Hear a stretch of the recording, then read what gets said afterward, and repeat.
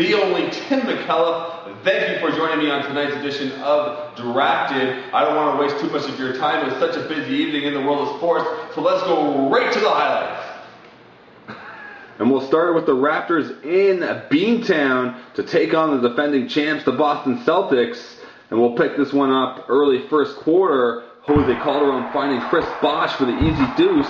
Then it's the Celtics' Ray Allen spotting a slashing Paul Pierce to tie the game up at 6s. Time winding down in the first, Bosh slices through the Celtics defense like a Gillette turbo razor for the lay-in. 14-12 Celtics after one quarter. In the second, it's Rajon Rondo to KG for the slam. Did this guy forget to put on his Gillette Clear Shield deodorant or something? Because he's more wide open than the 24-hour drive-thru. Raps answer. Jose Calderon steps into a mock three, giving the Raptors a 1-point lead. Then with time running down in the first half, Paul Pierce calmly knocks down a tray to cut the Dinos' lead to 4. To the third quarter, great Gillette fusion by Allen and Rondo as Allen eventually puts home the easy basket. Then things get a little bit chippy with Calderon shoving Garnett's. They get into it, possibly arguing over who has the closest shave.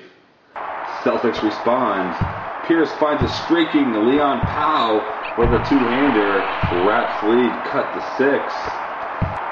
Then, like a rusty blade through an Adam's apple, Bosh cuts through the Boston defense, eventually making a poster out of Scalabrine with a Gillette Power Wave dunk. Must be a contract year for Bosh. And that dunk will power the Raptors to a 16-point lead. But hold on, the Celtics aren't done quite yet. After bricking his initial shot, Scalabrine follows the ball and slams home the rebound. Moments later, it's Ray Allen off a Toronto turnover, and that will cut the lead down to 2. But on the ensuing inbound play, Parker finds a streaking Bosh down the floor, and it's deja vu, or deja Bosh, for Scalabrine with a huge windmill dunk. And that's just cold. Arctic ice cold.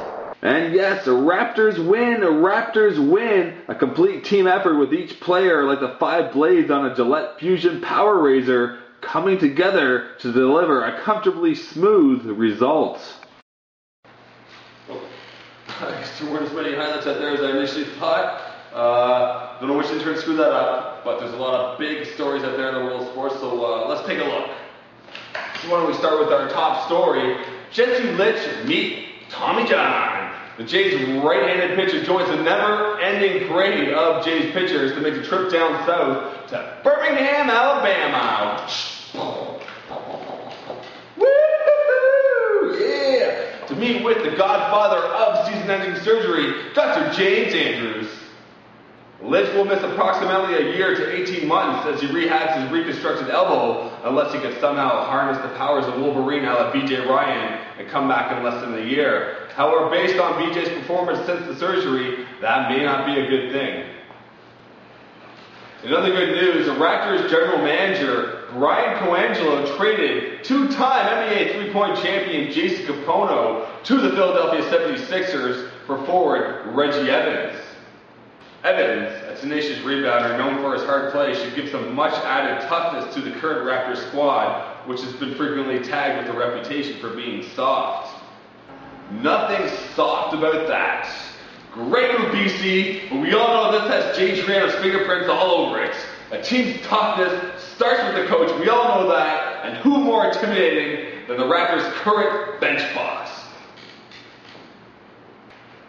That'll do it for this evening's edition of Drafted. Tim McKelliff will be back in the hot seat tomorrow night. Don't worry, Timmy, I'm just keeping the chair warm for you. And by the way, in case you haven't noticed, this evening's edition has been brought to you by Gillette, the best a man can get. Thank you and good evening, everyone.